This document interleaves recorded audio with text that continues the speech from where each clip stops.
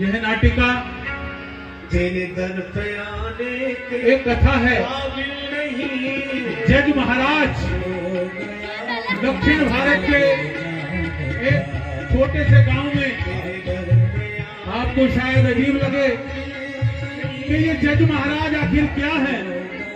या तो व्यक्ति जज हो या व्यक्ति महाराज हो, लेकिन ये जज महाराज जिनके जीवन में एक चमत्कार हुआ और वो कर्म से जज और धर्म से महाराज यानी संत हो गए।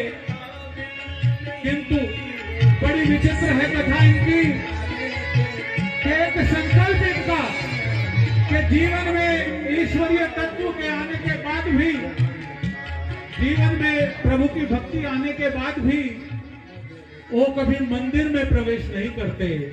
जी हाँ, बड़ी चौंकाने वाली बात है जज महाराज के जीवन की कि वो मंदिर में प्रवेश नहीं करते। तो आइए इस कथा को शुरू करते हैं। बल्कि कथा शुरू क्या करते हैं, कथा को आपके सामने प्रस्तुत ही करते हैं। और जज महाराज अब मंच से दूर जाते हुए और हमारी इस कथा का अन्य मुख्य पात्र भोला, जिसके जीवन में तेरा नाम मेरी जगह पे न आया, खतावार हूँ मैं, गुनहगार हूँ, तुझे मुंह दिखाने के काबिल नहीं, खतावार हूँ मैं, गुनहगार हूँ, तुझे मुंह दिखाने के काबिल नहीं, तो गया हूँ मगर जानता, तेरे दर पे आने के काबिल नहीं, तो गया हूँ मगर जानता। तो ये थे जज महाराज। और अब इस कथा का एक अन्य पात्र भोला, दक्षिण भारत के किसी छोटे से गांव में कैसे अपना जीवन यापन कर रहा है। भोला केवट।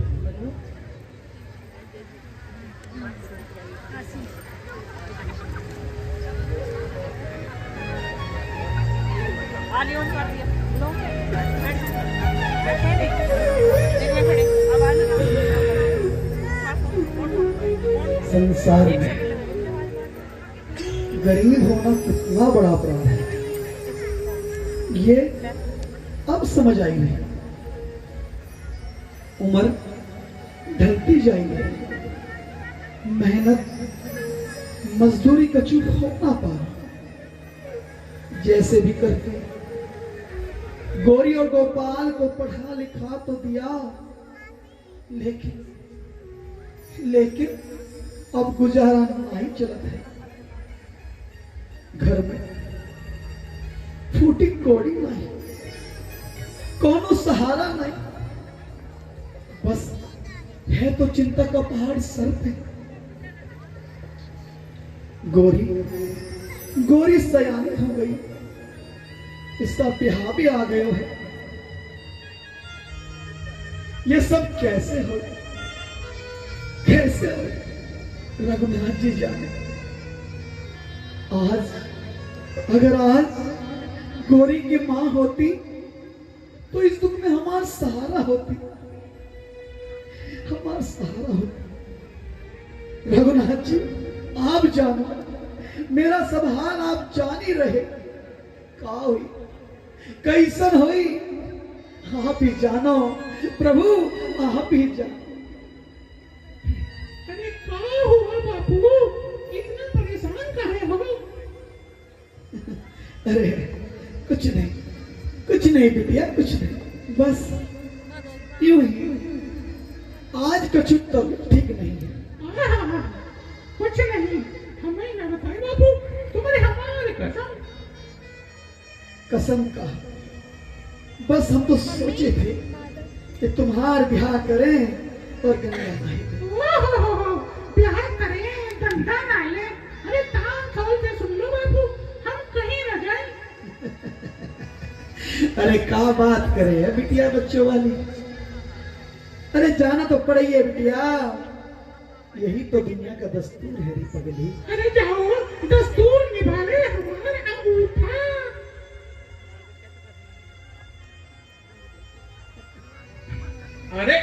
इसे क्या हुआ बापू?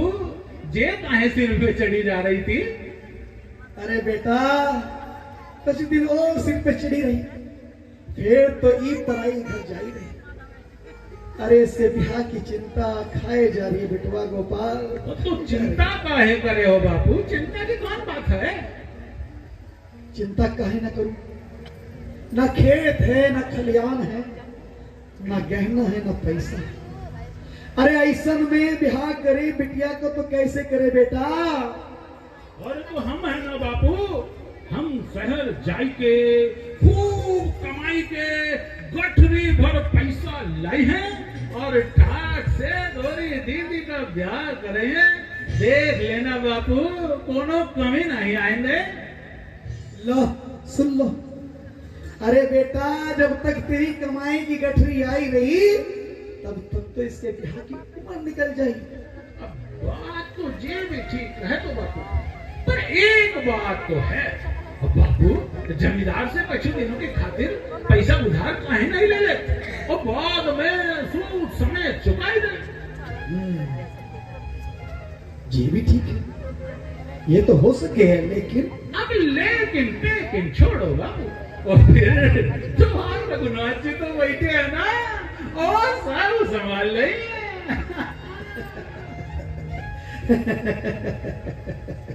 ठीक है, समझ गए। अरे अब हमार बेटवा बड़ा होगा, जा ही रहे हैं बेटा, जा ही रहे हैं। जमींदार बाके लाल के पास अभी जा ही रहे हैं, करते हैं बात पैसे की।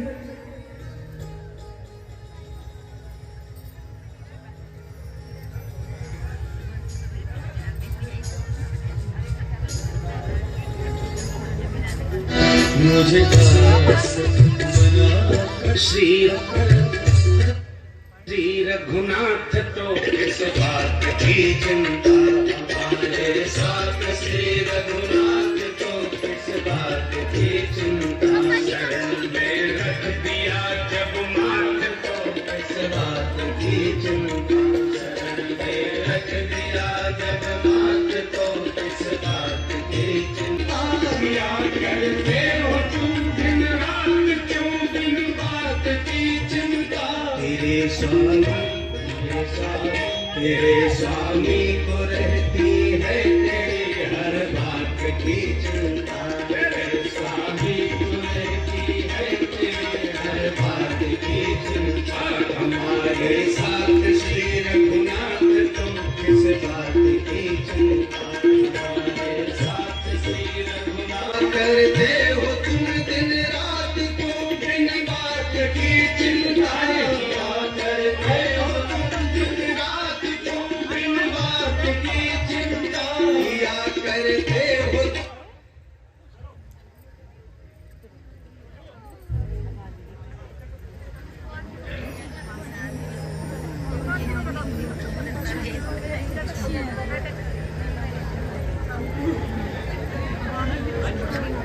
मम्मी कूपन लो। आए आए, अरे भगवान, हे भगवान कहाँ गई? क्यों जी, क्या बताया वैद्य जी ने? अरे भगवान, वैद्य जी बता रहे कि पेट का मामला थोड़ा नाजुक हो गयो है, नाजुक। और वो तो कह रहे हल्को भोजन करियो, हल्को भोजन, समझ गई ना? हल्को भोजन यानी लौकी, टिंडे, फल और क्या? अरे और मूंग की दाल की खिचड़ी। अरे हाय, अरे इससे बढ़िया तो जहर देगा, मन में जहर देगा तू। नहीं ना, जहर खाऊं तुम्हारे दुश्मन। दुश्मन तो ठीक है, फिर तू खा ले जहर। अच्छा, तो हम तुम्हारे दुश्मन है क्या? मतलब क्या है कि खा लो? कुछ नहीं, मैं तो अच्छा ये बता, तेरे से ये पूछ रहा था, अगर फल को, सब्जी को पानी में डाल दें तो वो पानी पे तैरेंगे, अब डूब जाएंगे। लो जी, ये भी कोई पूछने की बात है? वो तो डूब ही जाएंगे। अच्छा, डूब जाएंगे, फिर तो पानी फल सब्जी पे हल्का हो ना? हाँ तेरी बात तो ठीक है, पानी हल्का हुआ तो फिर जा तू पानी ले आ, हैं? पानी ले आ, बस भूख लग रही। अच्छा सुन सुन सुन सुन सुन, हाँ भगवान तो पानी लेने चल दे, पानी तो पेट भरेगा क्या? एक बात और बता, अगर उस पानी को घी में या तेल में डाल दें तो वो तैरेगा भी डूब जाएगा। अरे वो तो ऊपर ही तैरेगा ना, ये तो सब जानते हैं, चाहिए सामने बैठे हैं इनसे पूछ लो, तैरेगा ही है ना भाई। अच्छा इसका मतलब घी तो पानी से भी हल्का हुए। जी भी सही कह रही हो जी, तो मैंने सारी बात में घी तो पानी से भी हल्का हुए। तो अब तू मुझे तीसरी बात बता दे, अगर उस घी में पूरी को, कचौड़ी को, जलेबी को डाल दें तो ये तैरेंगी और डूब जाएगी। ये भी तैरेंगी जी, ठीक कह रहे हैं। बस तो इसका मतलब है फल फ्रूट से हल्को पानी, और पानी से हल्को घी, और घी से भी हल्को पूरी, पकौड़ी, जलेबी। अब समझ गई ना, जी ने कहा था हल्का भोजन तो बड़ा पकौड़ी और जलेबी, और बाके लाल साचो, बाकी सब झूठो। हमारी बहने सब लिखो है भगवान, हमारी बहने सब लिखो है, जल्दी बना के लो। तुम नहीं करोगे, कोई बात नहीं, चलो चलो खिला खिला खिला।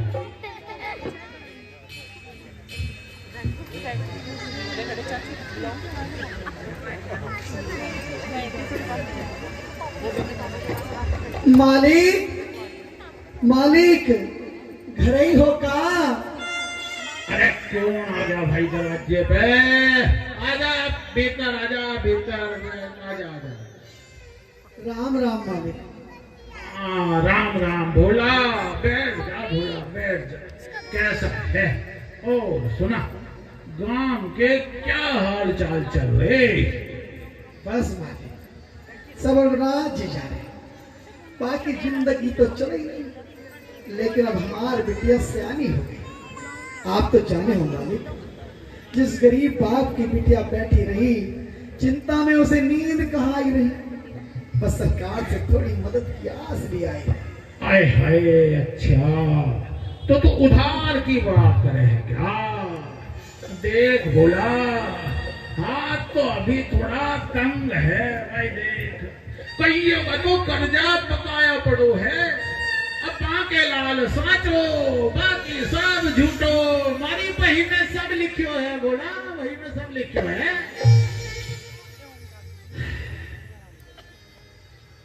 मालिक रघुनाथ जी जाने, बिटिया का अभ्यास सर पाए गया, बिना पैसे के कैसे करे, तनिक तुहार मदद हो जाए तो बड़ा सहारा।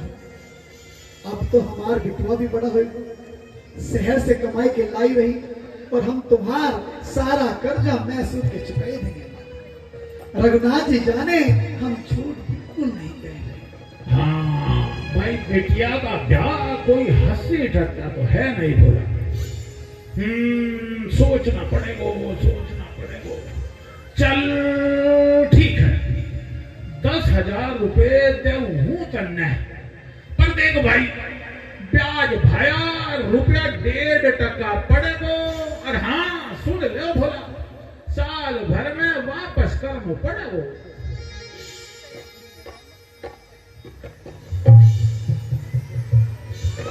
ठीक है मालिक, देव तो हो प्रभु। रघुनाथ जी जाने, जैसन भी हो साल भर में तुम्हारा सारा कर्जा चुकता।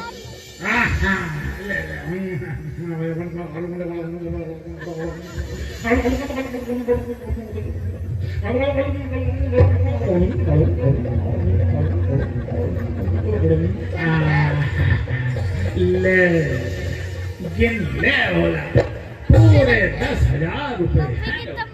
जब बात बेटे की शादी की आती तो मुझसे मना ना हो पायो। बाके लाल साचो, बाकी सब झूठो, मारी भाई में सब लिखियो है बोला, मारी भाई में तो सब लिखियो है। मालिक आपका ये उपकार मैं कैसे भूलूंगा। रघुनाथ जी जाने, चाहे घर बेचूं, चाहे मजदूरी करूं, लेकिन आपका पैसा मैं सूद के लौटा दूंगा। ठीक है, कर दियो, हमें पता कैसा करते हैं। मालिक हाथ देखता है। ठीक है नहीं भूलूंगा मालिक, तुम्हारा ऐसा नहीं भूलूंगा।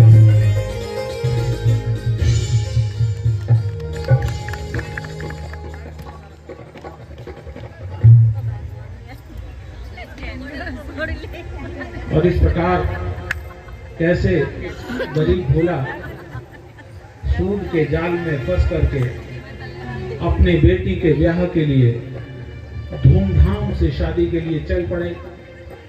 और लीजिए, इधर मिले भोला को पैसे और इधर उसने किए अपनी गोरी बिटिया के हाथ पीले।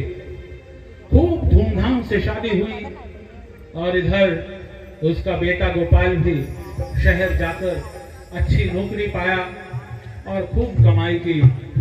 किंतु दिनों को पंख लग जाते हैं, समय अपनी तीव्र गति से उड़ता चलता है। और लीजिए, इसी प्रकार करते करते कैसे दिन दिन करते 1 वर्ष हो गया।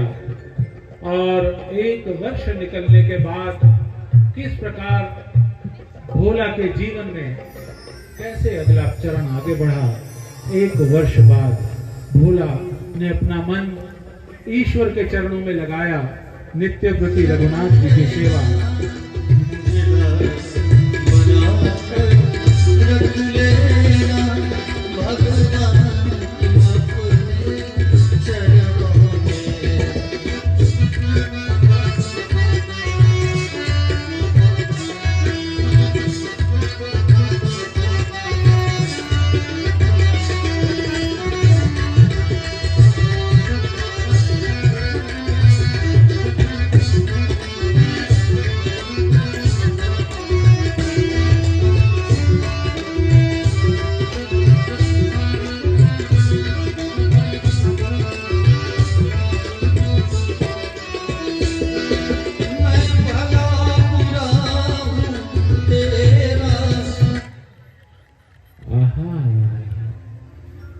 अरे भोला, आज तो तूने भजन गाने में भी कमाल कर दिया। अब तो लगता है मुझे अपनी गद्दी तुम्हें ही सौंपनी पड़ेगी। तूने ठाकुर जी की सेवा में ऐसी लगन लगाई कि अब तो प्रभु भी प्रसन्न हो गए होंगे। बस महाराज, कैसन समय बीत जाई कछु पता ना चले। गौरी बिटिया का ब्याह को साल भर होने पाई रही, तो उधर बिटवा गोपाल भी शहर में काम धंधे पे लगी है। अब एक हम और एक हमार भजन, दोनों ही रघुनाथ जी के चरणों में समर्पित है। ठीक है भोला, खूब सेवा किया कर, पर साथ में ये भजन गाना मत छोड़ना। भोला, यहाँ जो भक्त आते हैं ना, वो तेरी आवाज सुनकर अपना काम काज भूल जाते हैं और दक्षिणा भी खूब चढ़ाते हैं। बोला, ये भजन मत भूलना ना।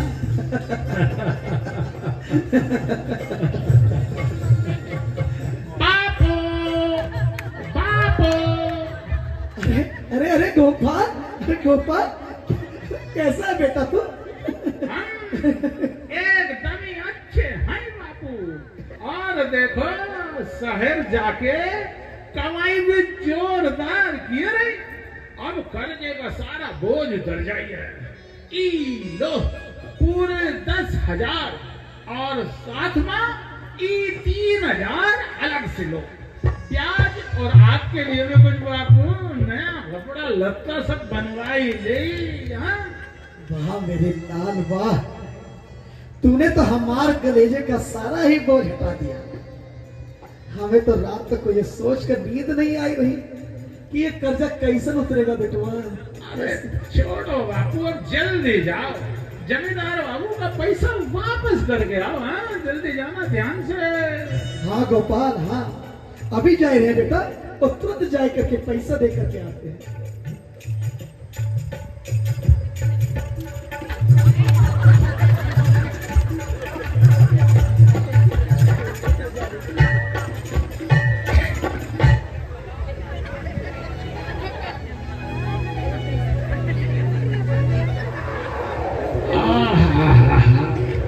बाके लाल साचो बाकी सब झूठो।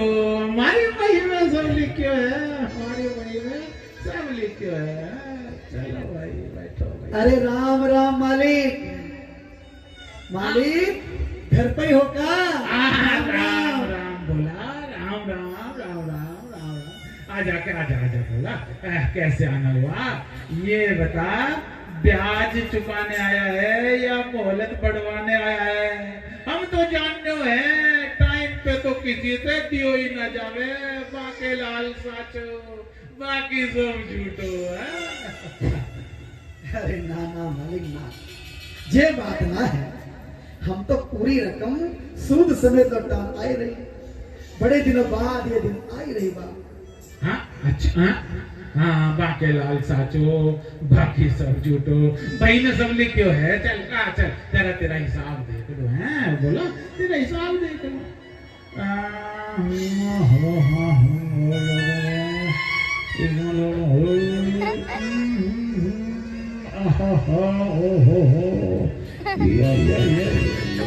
ये हो गया, ले भला ले हो गयो हिसाब। मूल और सूद दोनों मिला के हो गया 13,005 रुपये। कोई नहीं तू मन्ना 13,000 ही दे दे। बाके लाल का दिल कोई छोटो थोड़ी हो गया। बाके लाल साचो बाकी सब झूठो भाई हमारी सब लिखियो है। हम तो सोच रहे हैं कि 1,500 रुपए हमारे खर्चे के ही बच जाएंगे, ये तो सारे ही भेंट चढ़ गए। अरे क्या सोचने लगे हो भैया, क्या सोचने लगे हो? कुछ नहीं मालिक कुछ नहीं, बस यूं ही। ये लीजिए पूरे पैसे गिन लीजिए, पाई पाई चुकता कर दे हम आज आपकी। हाँ ठीक है बोला। एक हम दो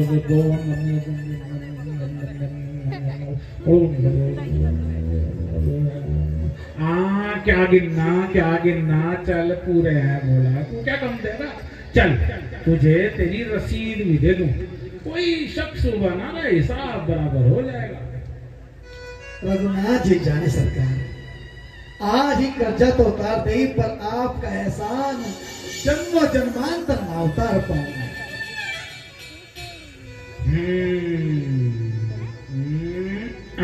ले ये हो गई रसीद, इस पे मैंने लिख दिया है मेरे से लिया हुआ कर्जा यानी 10,000 रुपए मैं ब्याज चुकता कर दियो। अब कोई बकाया नहीं, हिसाब बराबर। ले रख। सरकार, रघुनाथ जी जाने हम तो ठहरे अनपढ़ गवार, काला आखर भैंस बराबर। अब आपने लिखा है तो ठीक ही लिखा होगा, बाकी तो रघुनाथ जी जाने। काला आखर भैंस बराबर, काला आखर भैंस बराबर। चलो वाके लाल इस भैंस का मुफ्त का दूध निकाल लिया, थोड़ा सा कलम का हेर फेर और बढ़ गया।